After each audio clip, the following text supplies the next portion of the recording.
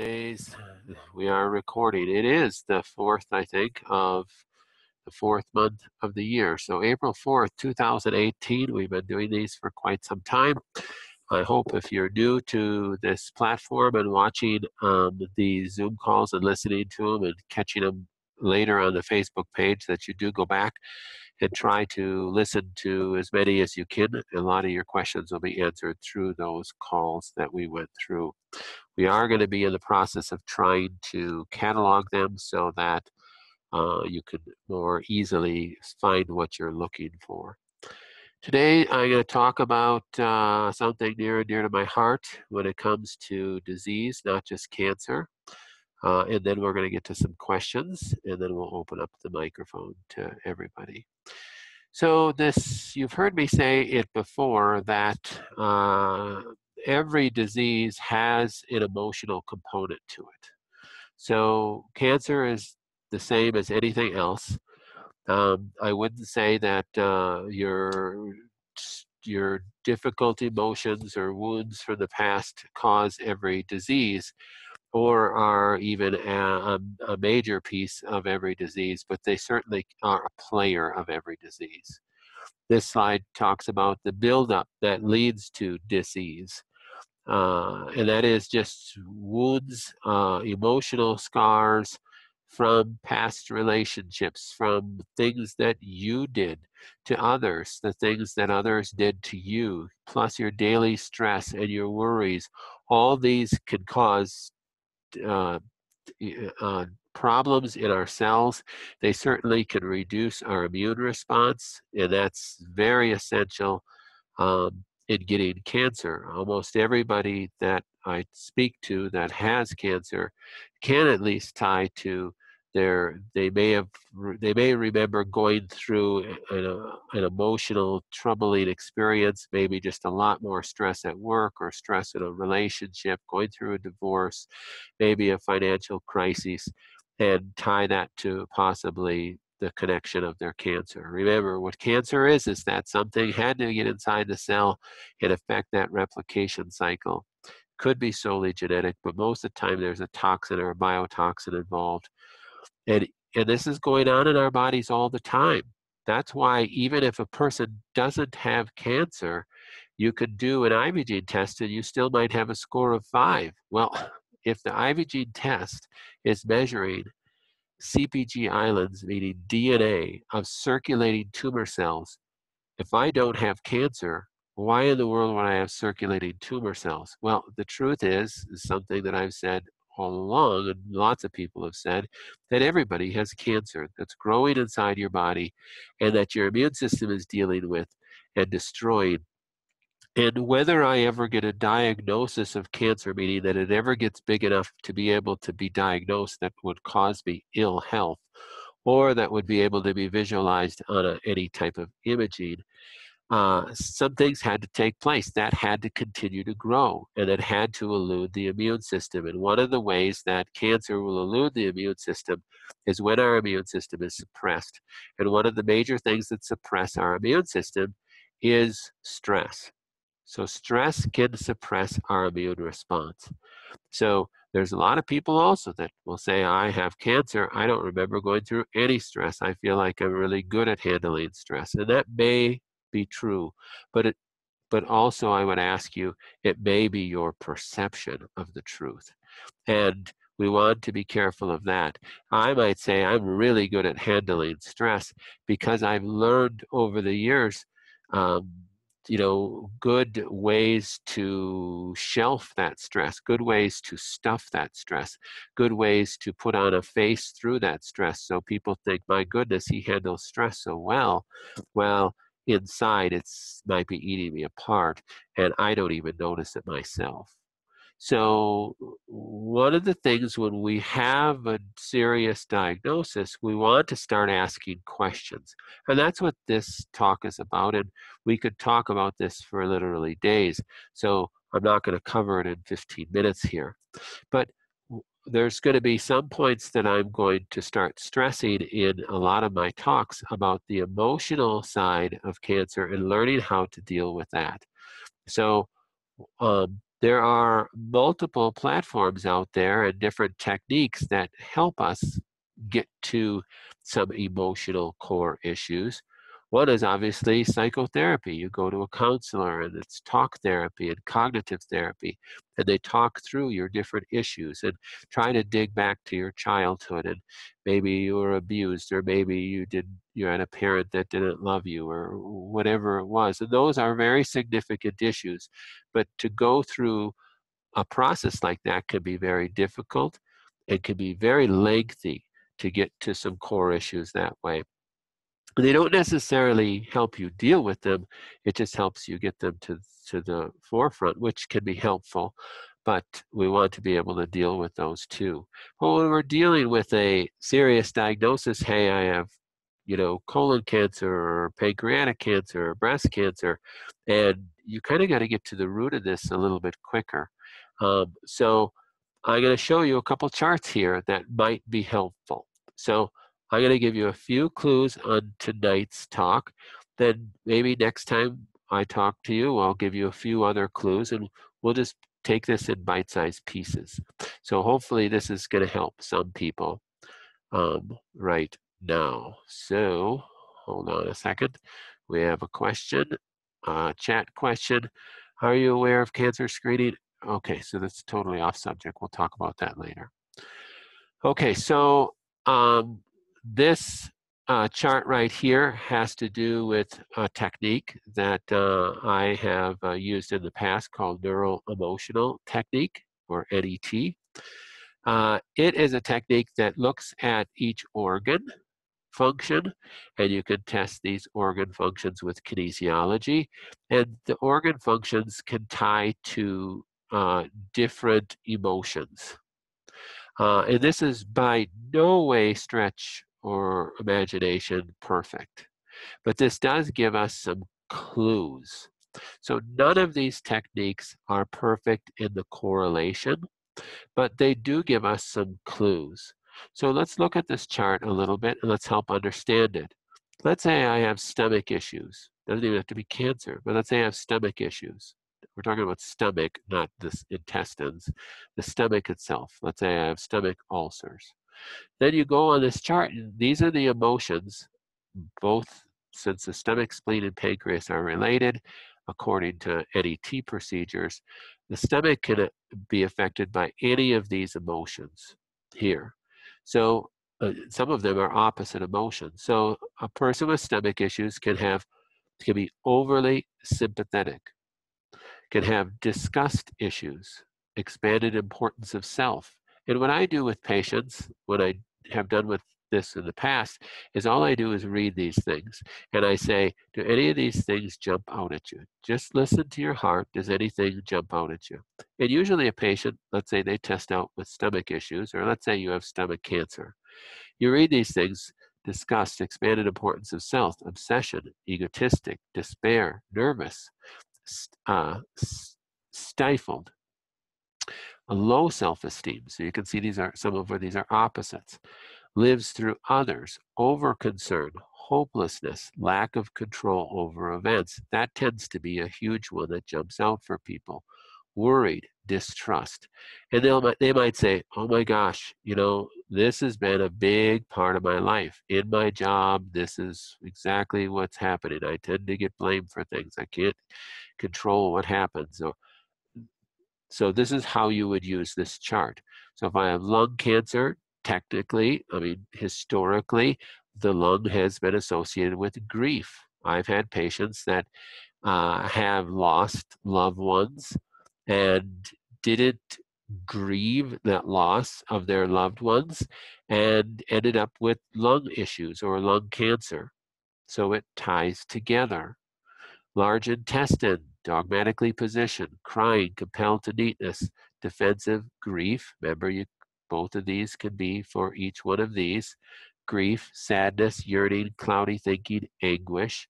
So you could go through this chart like this, and this may help bring up things. Now again, I'll say it again, this is by no means comprehensive. This is just one system that can help you discover some pieces, some emotional pieces to your cancer. liver cancer. Is it because of anger? You could have hidden anger. You could have stuffed anger. You could not have anger at all. It could be resentment. It could be none of these whatsoever. But this does help you look at some of these and start asking yourself questions. And when we talk about looking inwardly at emotional scars, emotional issues that could cause disease, all I'm asking you to do is to start being honest and asking yourself questions. Now, usually this should be done by yourself, not even with your spouse, because we can have an outward face that sometimes we don't show anybody else. And we need to get to that inward part of us that we don't reveal to others, and that maybe something we're hiding or something we've stuffed or something that we've struggled with for a long time that we haven't shared with hardly even our own soul. So learn to start asking difficult questions and get to some core issues, and don't be so dogmatically positioned and say, this isn't me. Say, well, this could be me. Let me think about this. If you're a believer, I highly suggest that you ask the Holy Spirit to reveal things to you. Because many times, things that happened when you were younger, or even positional things that you believe in and think about now and how you handle things now, have become so habitual that we don't even see them ourselves. So sometimes we need to just get quiet and ask the Lord to reveal something to us that we need to deal with. And I like charts like this and some other things I'm going to show you in a second, because they could just kind of be an open door that you could go, oh wow, I never thought of that. So going through these things, looking at wherever your disease is, and I know they're not every organ is on here, but going through this and saying, okay, Lord, is that me? I don't think it's me, but show it to me if it is me. Show me if there's anything in my life that I need to deal with this, because that is what what we need to do to start healing. So dealing with the emotional component of your cancer is what we're talking about. There's another way, so this is through neural emotional technique, and there's a number out there, and I'm going to bring up one more today, and I'll bring up some other next time. Another one is to simply understand physiology. So if we understand the physiology of the organ we're dealing with, that can help us understand the emotional component of it. Let me give you an example. Let's say I have colon cancer, or small intestine cancer, or even liver cancer. What do those organs do? So I gave you a little chart of basic physiology of some organs here. Those organs of the colon, the rectum, the small intestine, the liver, what do those organs do? They get rid of waste.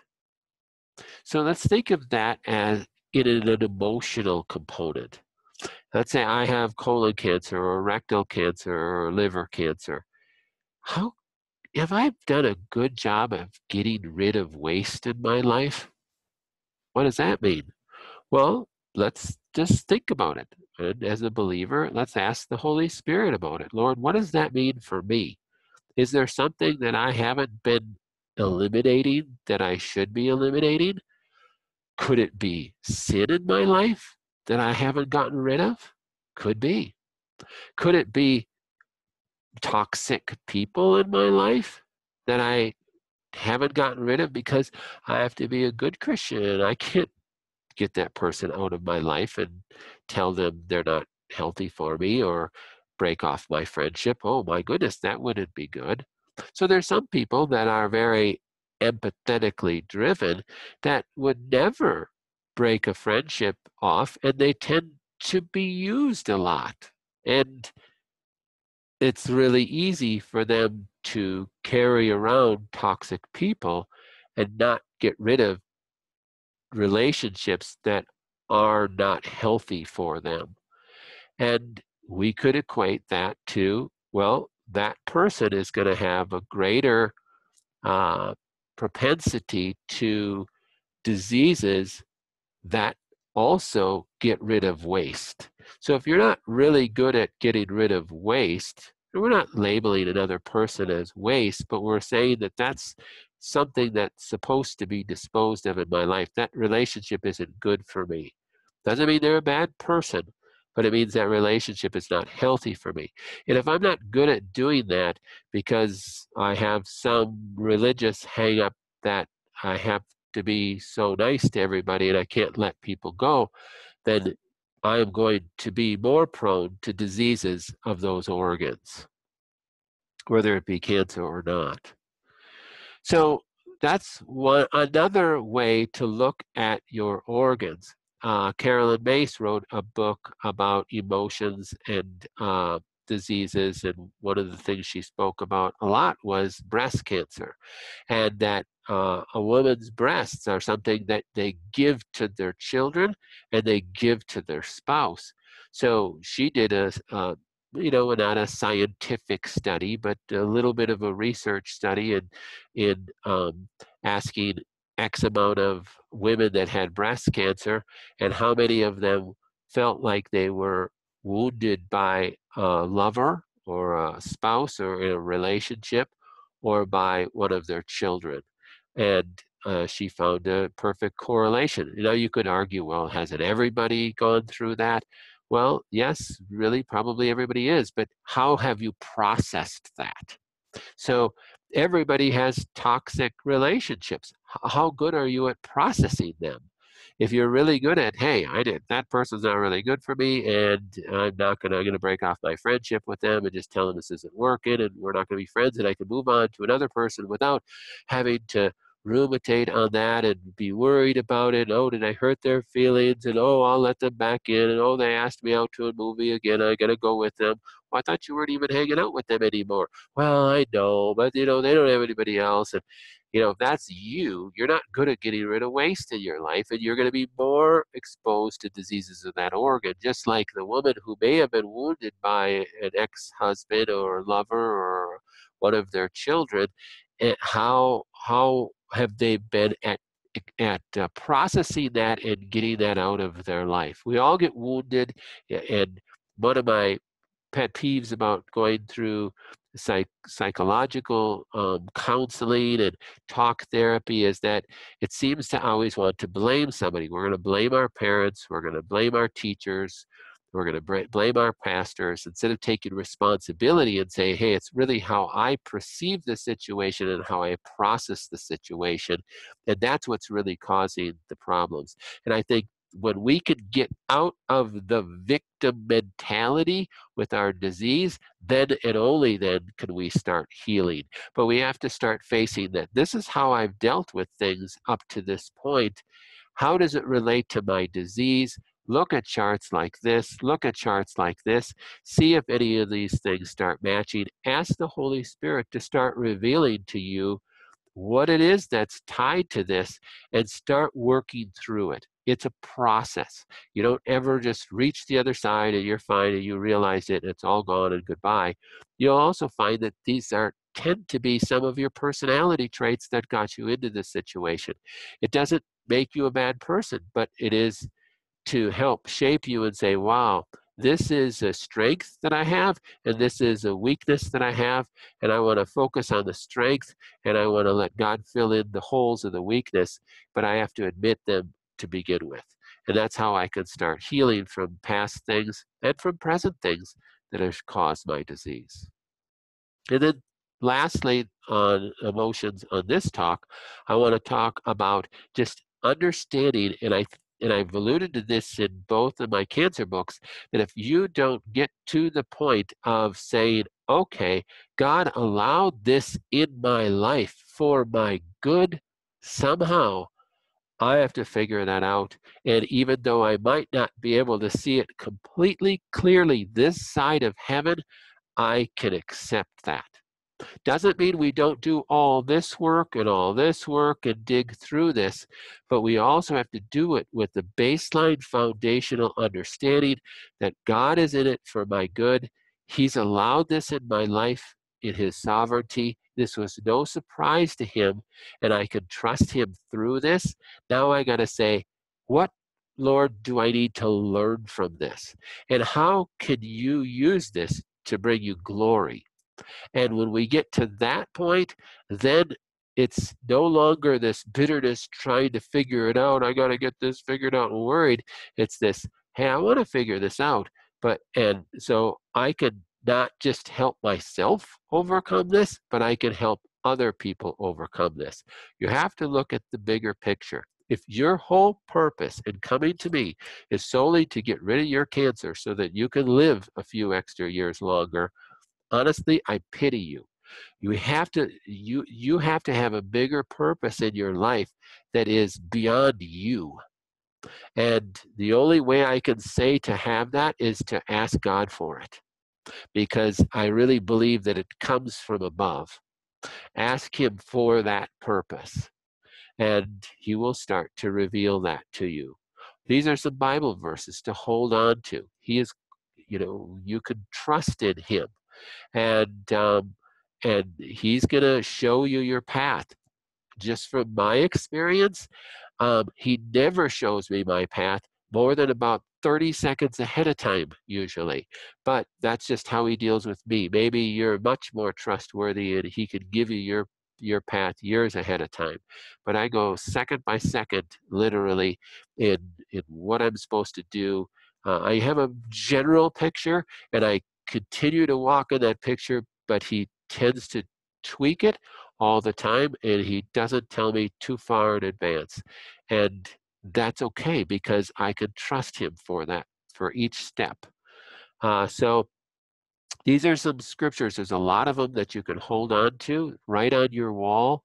Really, to understand the purpose of your disease is just to go, God's got a purpose in this, and I'm going to walk through this regardless of what the end game is.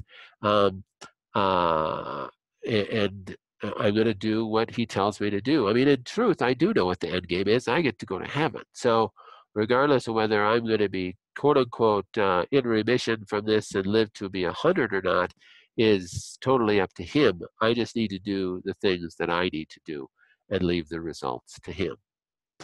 So I'm gonna stop here for a second before I go to my other slides, and just open this up for any questions. And then we got a bunch of questions that people have sent in.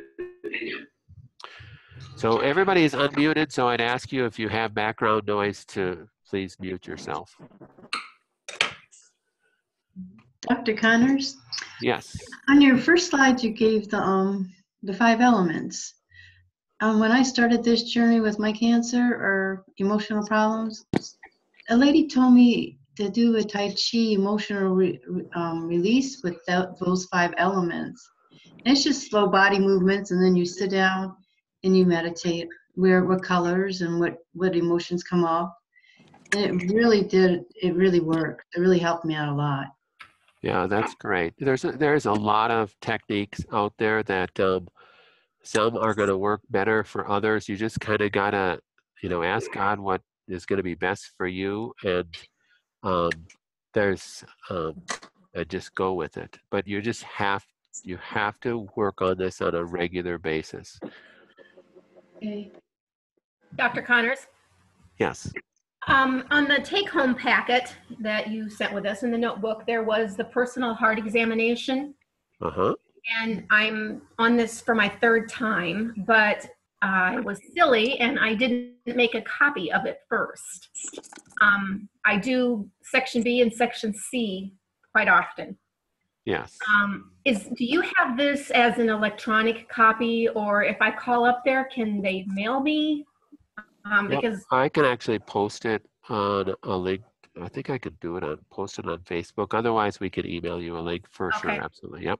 Okay, because I can claim Ezekiel 36:26. It really has changed my heart. That's great. And the reason why we put that emotional heart piece in there is I just love the book that it came from, and I can't remember the title of the book that it came from. And that it's not looking to blame people in your past. It's looking to things that happened to you along the way may not even have been like, okay, I was emotionally abused as a child or something like that. It's just little things that tweaked our heart and changed our heart. And I like how they label the different hearts that you have. And understanding that could just open up the door for you to go, oh my gosh, I see things so differently. So doing that work and being introspective like that can be extremely helpful.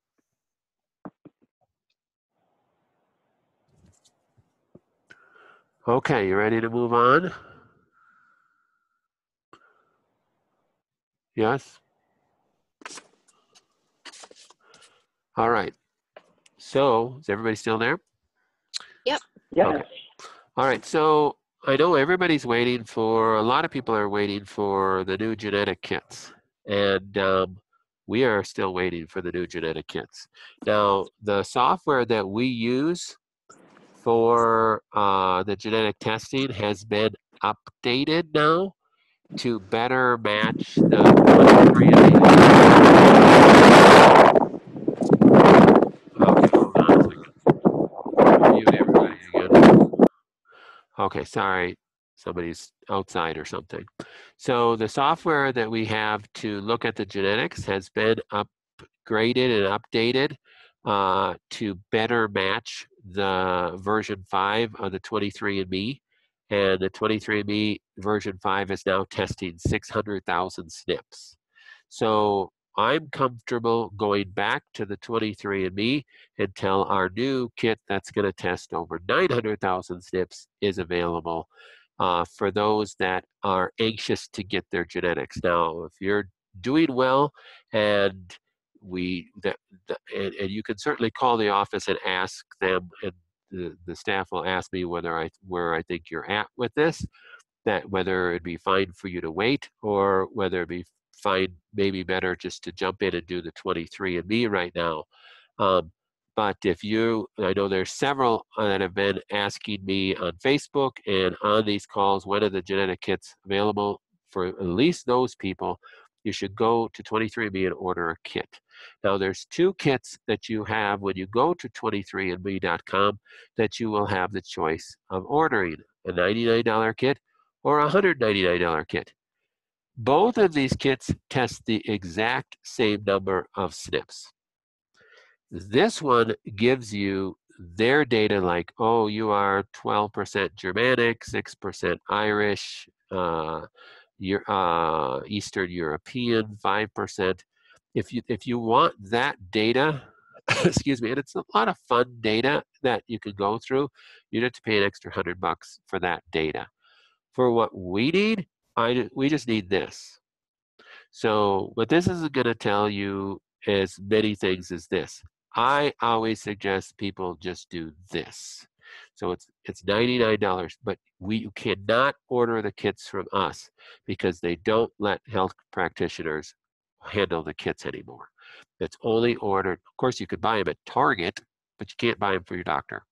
So it's just their policy, so I can't do anything about it. So you could go on 23andMe.com, you can order the kit on 23andMe.com, or you could go to Target and buy a kit. I think you pay $29 for it, and then when you go to register the kit, you pay the difference. So you pay an extra $70 or whatever when you go to register the kit. So it comes to $98 if you go buy it at Target, I think, and you don't have to pay shipping. So if you go buy it at Target, or they sell it at Best Buy and CVS and Walmart, you'll end up paying $98 for this kit. You'll spin in it and to collect the data, just follow their instructions. So just go to 23andMe after you buy the kit, follow their instructions. You'll do a saliva sample, you'll get it in, and then you will send us your username and password. I'll make a short video on this and post it on Facebook too, just so you know what to do. All right, so that's that. So those that are anxious about getting their DNA back, if you've already done 23andMe, then forget this. But if you haven't done 23andMe or our new genetic kit, well, nobody's done that yet, then and you're real anxious, then just get this kit and start with that. Okay, to the questions for the day. Here was one question. Is there a Rife program that can balance our body and heal or mitigate the radiation damage caused by Wi-Fi, both at home and school, computer use, etc.? Would this work for adults and children? How often should we run it? Well, here's the Wi-Fi that we're really being exposed to on a daily basis. Electrical grids, cell phone towers, our cell phones, our dirty electricity in our house, um, dirty electricity coming from computers, coming from TV screens, radio waves going through us, everything. That's really pretty much the story right there, quite honestly. And I pulled this picture off the internet that says before and after. Well, the only way that this would actually look like this would be after maybe a nuclear holocaust, which knocked out all our power lines and knocked out all the radio waves and everything. But so there is nothing that is going to make your house look like this. Let's just be honest and upfront because it's not going to happen. So we talked about using the static product that we use, that the plug-in EMF protectors that will mitigate some of the EMFs and some of the Wi-Fi EMFs that are going through your house. It's nothing's going to make it look like this though. So you just have to do your best. Is there a Rife program is really the question, and the answer is no, there isn't. So there is not a Rife program that is going to decrease EMFs. There's not a Rife program that's going to decrease the Wi-Fi EMFs. There's nothing that's going to eliminate it. But using the static, which is the best product that we found, and EMF, the Hedron protectors on your phone that you can also put on your laptop and your iPad, those are the best things that we have found. That's what we use at our house. And that's you just got to do your best. And there's nothing else you could do. Try not to buy a house next to high wire lines or too close to cell phone towers, but they're putting up cell phone towers every place now.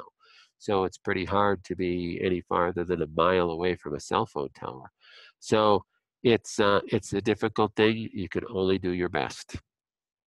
Next question, please comment on the recent news about acrylamide in coffee causing cancer. Well, of course, if you've watched any of the news, California, in their brilliant legislative act, have made coffee companies like Starbucks and Caribou, I don't think they have those out there, but conveyors of coffee, to have a warning label on their coffee that coffee causes cancer. Well, acrylamide is what is formed from foods, typically carbohydrates, very complex carbohydrates, when you heat them up. So yes, there are acrylamides that are formed when you heat beans up, coffee beans up, and you will form some acrylamides. Of course, if you look at a chart of what actually forms the most acrylamides, potato chips is up here, but in their legislative brilliance, I don't think they are putting warning labels on potato chips. Isn't that funny? Because those companies might be owned by Monsanto or something. I don't know, maybe. French fries. Look at the acrylamides that can be formed with French fries, soup mixes, snack foods, chocolate products, crackers, nuts and nut butters, bakery and bakery products. Well, coffee's way down here. Why are they making them label coffee products? Because they're a bunch of idiots. I don't know. I didn't say that. Take that back. I'm sorry. But it's insane. So yes, do acrylamides, could they be cancer-causing things? Well, in truth, if you inject a lab mouse with any high concentration of any chemical, they're probably going to form cancer. Well, why did they ignore all the millions of studies that are out there about herbicides and Roundup, and you don't have to label that at all, and you don't have to label GMO products at all, but you label because of a possible acrylamide connection with coffee and cancer? I'm sorry, but in my testing, and of course I only have had 500 cancer patients, but that nobody's had cancer because of acrylamides. So it's just ridiculous. The amount of things that we're exposed to on a daily basis, and this is a minor player compared to this kind of stuff that's going on. But because these guys control and pay off the legislature, these guys can do anything that they want. And Monsanto basically runs this blasted country. So yeah, I'm a little bitter, I guess, about that because we just see it too often. So that's my spiel about acrylamides. I don't have anything else to say about that. So let's open this up and let's hear some questions before we say goodbye tonight. Any questions? Dr. Connors, David out of Massachusetts. Hi there. I'm sorry, we're not taking any calls from Massachusetts tonight. So it's actually Rhode Island now. Okay, it's your day. Yeah. Hi there. I'm sorry. Just a little question regarding the 23andMe. The turnaround, from what I recall last, was 30 days, might be more. Is that still the case as far as you know? Yeah, it's still the case as far as I know. So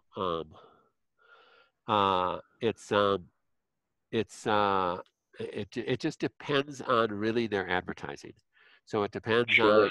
on if they, during the Super Bowl they put out some ads and then they were hit hard, and now it's kind of mellow. So it'd be a good time to get a test in probably now. It'd be about 2 to 4 weeks probably. In the middle of the week, that's right, when all things are kind of quiet. That sounds fine. Hey, listen, the other thing I want to ask you is, one of the things that I'm kind of wrestling with is pain management at this point in my pelvis and one of my legs. And so I have recently started some of the marijuana products, topical and a tincture, and it seems to be helping. Okay. But is there anything on your side that I might incorporate? I've also been doing some over-the-counter, like Excedrin and things like that, but I feel like I got to get off of that stuff. So you can go to something a little cleaner. probably the most effective natural pain management product is going to be marijuana. Some people have had good success with CBD. Yep. But most people have better success with something with some THC in it. Yes, So we've alluded to this in the past as well, that sometimes smoking marijuana or just a couple of puffs of pipe of marijuana or in a edible can be more effective than some opiates with pain management. We've gotten some people off of opiates doing it that way. CBD is readily available in capsule form or sublingual form. That doesn't make you feel loopy or anything, which some people don't like about smoking the marijuana. But you usually have to take a fairly, a higher dose of it, and CBD gets to be kind of pricey. So that's what tends to be a little bit. Right. Well, I've gone to a couple of dispensaries at this point. I've gone through the process of getting a permit, let's say, so that I can buy at the dispensary. It's quite regulated, by the way. So we've been talking about the THC part of it, which is the psychoactive part of all this. I find even with a tincture that I use under the tongue, and one is a topical that I use. I also did buy what they call flowers, which is the weed itself. Sometimes I've smoked a little bit just before bedtime. But the more THC is certainly the more psychoactive. And I find even with the tincture, which is a 1-in-1 combination to minimize the activity, the psychoactivity, it still gives you what they refer to as a body high. And sometimes that kind of gets in the way. It's fine if you're getting ready for bed a couple hours from now, but during the course of the daytime, it's hard to function. It is, yeah. It is, but I will say that it has been reasonably effective. So I'm looking to explore more, but that's really been the downside for me at this point. So now you can put it into a suppository with coconut oil and freeze them. And because coconut oil melts at 75 degrees. So and then use it as a suppository, you won't have quite so many psychoactive issues with it. Dr. Connors, this is David's wife, also from Massachusetts. Why is the cancer painful in the, if it is metastasized cancer from the prostate to the pelvis area and it's moving down his leg? Why is cancer painful? So what causes pain? So pain is caused from stimulation of receptors.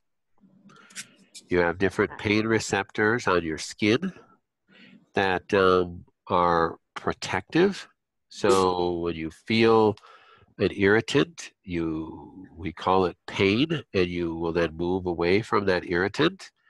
Pain is caused from inflammation and expansion.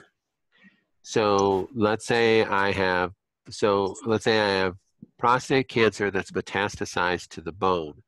If there's expansion of the bone, which is osteoclastic activity, breaking down and then inflammation of that area, that will cause pain. So let's say I have colon cancer. What would be the pain caused in colon cancer? It's expansion of the lumen.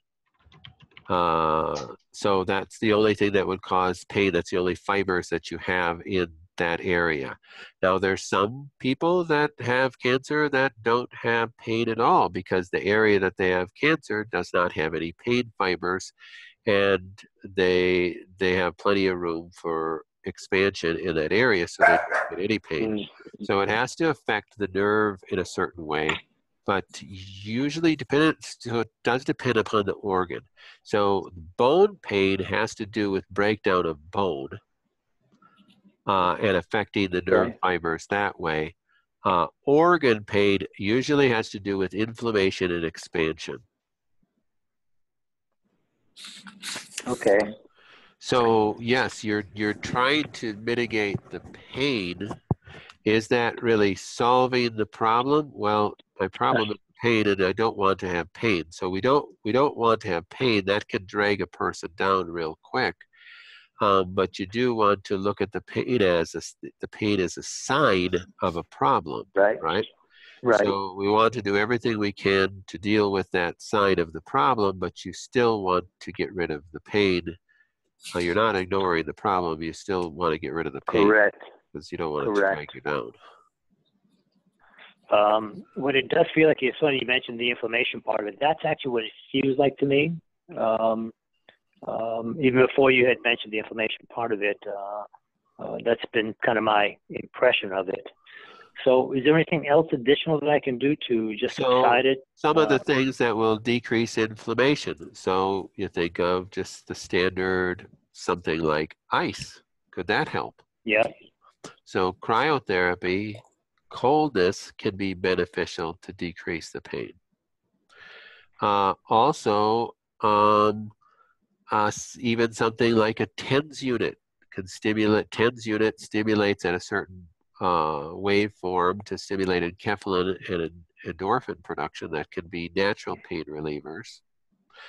Also, things like that are natural anti-inflammatories like boswellia, ginger, curcumin, right, stinging nettle, those kind of things can be good, but you have to take those in fairly high dose. But those can be beneficial. But we're talking about your curcumin, you really want to get up to probably 5 to 6 grams a day of curcumin. 5 or 6 a day for the okay. Does heat help at all? I mean, I use some heat, and it's kind of a localized comfort, but doesn't seem to have any lasting effect. But no, and heat and cold. Sometimes if you alternate hot and cold and get a pumping action, that might be more beneficial. And everybody's a little bit different. So some people react to cold poorly, and it seems to make the pain worse. Some people react to heat poorly, and it tends to make the pain worse. So you're going to have to just experiment with that. Yeah, that's kind of what I figured too. So, yeah, that all sounds great. So thank you for that way. I just wanted to ask you. So, do you sell any of these products on your site, the curcumin or the? Yep. So we have the Clear. Yeah. So the Clear is the best form of curcumin right now. It's the Okay. tetrahydrocurcumin. And one capsule is equivalent to 1 gram. So, and then we have Boswellia, Yeah. and we have a product of our own mix that makes it a little bit less expensive called BAM, and it comes in a Is that what the? jar. BAM is Body Anti-Inflammatory Mix. When we first created it, called it Brain Anti-Inflammatory Mix, but it's really good for your whole body. It has many, and all it is anti-inflammatories in there, and we sell it at cost. So it's a powder, kind of like the Right. mushrooms, if anybody's on the mushrooms. And Yep, we are. take Yep, a tablespoon of that a day in a mixture. That could be very good anti-inflammatory mix. And can I put that in with my perfusion drink? Yep, you can. Okay. Well, I've got about 6 things in that perfusion drink at this point. So, and actually, somehow, even with the chaga that we've gotten since I spoke to you last, it hasn't changed the taste much. So the first greens, I think it's what it's called, that really helps to keep the flavor, in line. Yeah, but it is funny with the chaga because even if it sits for a couple of hours in the fridge, I go back to sip some more. It is like coffee grounds in that respect, but they go down the hatch, so everything's going in. Good. Yeah, thank you for that. Yeah. So that was it for me. Thanks. All right. Anybody else?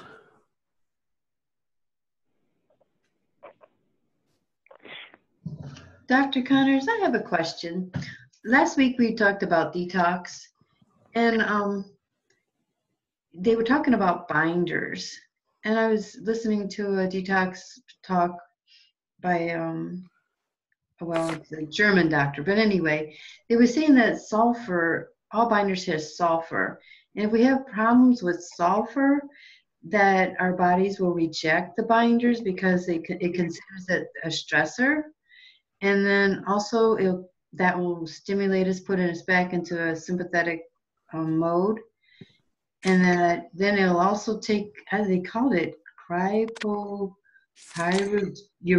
meaning that all your minerals are just passed through your urine because your body can't use those either. And CVS genetic mutations will also interfere with that. They said what you have to do is treat the allergic response to sulfurs. Can you help us with this? So a person that has an issue with detoxing sulfur groups, is typically because of a genetic defect. So we've spoken about that. That has to do with what you just mentioned, a defect along the CBS transsulfuration pathway. So you can't solve that genetic defect. You can help it. So as far as whoever said to you that all binders have sulfur in it, that's not true at all. The ones we have don't have that at all. Okay. So a good binder does not exit the colon. So like the ones that we have, you don't absorb. So by definition, a binder is helping with phase 3. So if you remember that chart, I don't have it here to pull up, but you have toxins that go through your bloodstream that get transferred into your hepatocytes, your liver cells. And then that through the liver cell, it goes through different phases of detoxification. And in those phases, what it does to that toxin, it helps that toxin move into a soluble form so that your body can get rid of it and bind it to bile salts, which are made in the liver through phosphatidylcholine, to then be pushed through a receptor in the cell membrane of the liver cell into the bile duct. Whether or not you have a gallbladder or not, it will flow through the bile duct down into the duodenum, the first part of the small intestine. So that process is helped through using bitters. That's what Dr. Kelly talked about last time. Bitters help stimulate that flow. Also, phosphatidylcholine helps stimulate that flow because you need phosphatidylcholine to help make bile salts. Also, much research has showed that an herb called artemisinin or artemisinin, and how you want to pronounce it, also helps that flow. So that is a that term of that process. Dr. Kelly coined phase 2.5, 2.5. Then it goes into the bile duct, and it goes into the small intestine. And in the small intestine, what you don't want to happen is you don't want to reabsorb those. So you don't want to reabsorb those toxins. And well, why would you do that? Well, you would do that if you have a leaky gut. So if you have any damage to the gut wall, you could easily reabsorb those toxins. So you don't want to do that because then it just goes back through the whole process again, and you overwhelm the liver and you cause all sorts of problems. You just become toxic. So if you use a binder, short term after you use a bitter, and it's been shown that anywhere between an hour and 3 hours after taking a bitter to stimulate that flow, then you will bind that up in the small intestine and the large intestine and help bring it all the way to the toilet. So that's the purpose of that process. Now, binders, yeah, if you were taking a sulfur product and you were absorbing that sulfur product, then you were creating another toxic mess that you don't get rid of that. And the reason why that you have a reaction to something that you don't detoxify very well is simply because it's circulating in your bloodstream and you can't get rid of it because certain things detox on certain pathways. And sulfur detoxes through the transsulfuration pathway. And if you have defects in those genes, you don't do that very well. But that's a different conversation than what we're talking about with phase 2.5 and using binders. Okay, so you use your bitters first, and then you use your binder. Yep. Okay, and is a coffee enema considered a phase 2.5? There's no studies that show that. We believe that it does help with phase 2.5. We don't know the full pathway of that yet. So you're just taking these these bitters and this binders. It's just doing that when you're taking those things. Yep. Okay. All right. And I was on artemisinin, and it didn't seem to do anything for me because I still had I still developed the cancer with it. Yeah.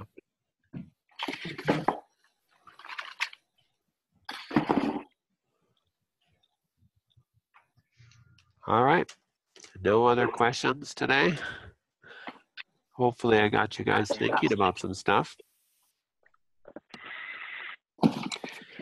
All right, well, then we will say goodbye. I'll get this recording up. We've been about an hour on this. Please add questions to the Facebook group. And I thank you, all of you that are really starting to chime in and help answer everybody else's question. That's good. Everybody's got insight. Everybody's got giftedness, and don't feel shy like you don't have something to offer, because you all have a lot of knowledge to offer. And so speak up and help other people, and that's where you get back to one of the first slides back here, and understanding your purpose. God has a purpose in this for you, and it's to help others as well. So you can do that. You don't have to wait till you're completely cured. You need to start living out that purpose right now, and to see God work in that. All right, thanks everybody. I will say goodbye until next week. Thank you. Thank you, Doc. Thank you. Bye. Good night. Bye-bye. Bye-bye.